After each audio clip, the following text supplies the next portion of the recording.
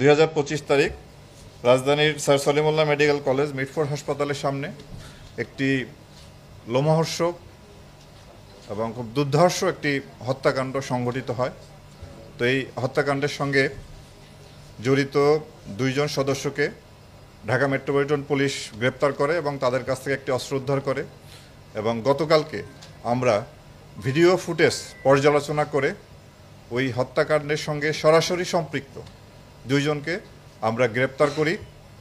তারা হলো একজন লম্বা মনির আর একজন হলো আলমগীর। আমরা এই অভিযান আমাদের চলমান আছে এবং এর সঙ্গে জড়িত যে সমস্ত আসামি আছে আমরা তদন্তকারী কর্মকর্তার সাথে যোগাযোগ রেখে এর সাথে সম্পৃক্ত যারা আছে তাদের সকলকেই দ্রুত গ্রেপ্তার করে আইনের আওতায় আনব। এই জন্য আমরা দৃঢ় প্রতিজ্ঞ এই ধরনের একটি লোমহর্ষক ঘটনার যাতে কঠিন শাস্তি ব্যবস্থা করা যায় সেজন্য আমরা ব্যবস্থা করব এবং যাতে এই বিচারটি খুব দ্রুততম সময়ে সম্পন্ন করা যায় সেজন্য আমরা সরকারের কাছে আবেদন জানাব। এবং এই অভিযান এখনও চলমান আছে এবং বাংলাদেশ সেনাবাহিনীও এই অভিযানের সাথে সম্পৃক্ত আছে এবং ঢাকা মেট্রোপলিটন পুলিশও তাদের অভিযান অব্যাহত রেখেছে। আমরাও আমাদের অভিযান চালিয়ে যাচ্ছি। আরেকটি খুব দুঃখজনক ঘটনা যেটা আপনারা জানেন যে চট্টগ্রামে এক স্বামী তার স্ত্রীকে হত্যা করে 11 টুকরা করে সেই 11 টুকরা তার বাড়িতে রেখে সে পালিয়ে যায়। এই ঘটনাও আমরা ছায়া তদন্ত শুরু করি এবং এই ঘটনার সঙ্গে যে সম্পৃক্ত ওই স্বামী তাকে আমরা মোহাম্মদ সুমন তাকে আমরা গ্রেপ্তার করতে সক্ষম হই এবং তাকেও আইনের আওতায় আনা হয়েছে।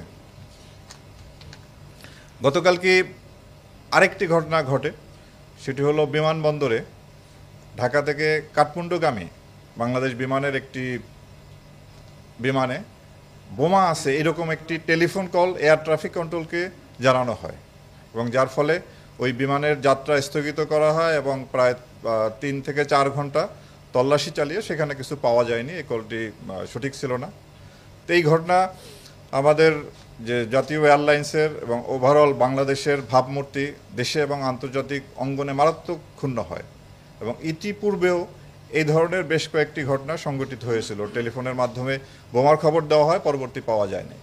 তো এই ঘটনার পরপরই আমরা এটা অনুসন্ধানে নামি এবং সারা রাত অভিযান পরিচালনা করে এই ঘটনার সাথে সম্পৃক্ত 3 জনকে আমরা গ্রেপ্তার করতে সক্ষম হই এবং এর সঙ্গেও সেনাবাহিনী এবং অন্যান্য গোয়েন্দা সংস্থা আমাদেরকে সহায়তা করেছেন।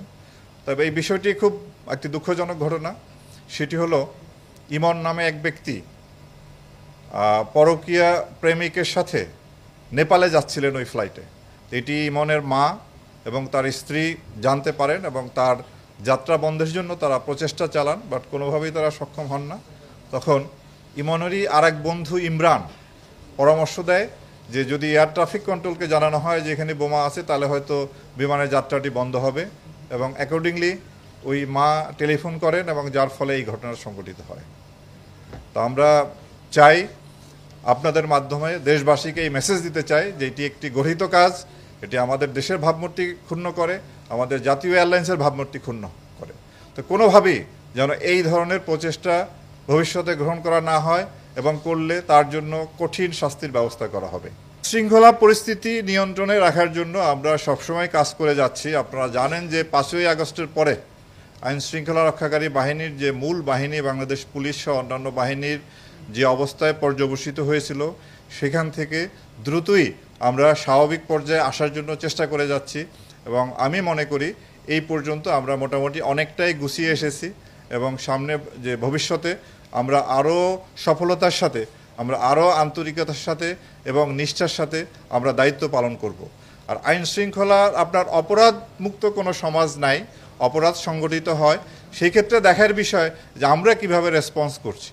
আপনি মব ভায়োলেন্স বলেন, চুরি বলেন, ডাকাতি বলেন, দস্যুতা, খুন, প্রত্যেকটা ঘটনাই আমরা মামলা নিচ্ছি এবং এর সাথে জড়িত তাদেরকে আমরা কিন্তু গ্রেপ্তার করছি। কাউকে কিন্তু কোনোভাবে ছাড় দেওয়া হচ্ছে না। তবে আমাদের এই প্রচেষ্টা যদি অব্যাহত থাকে আমরা আশা করি সামনে আইন শৃঙ্খলা পরিস্থিতি আরও ভালো হবে।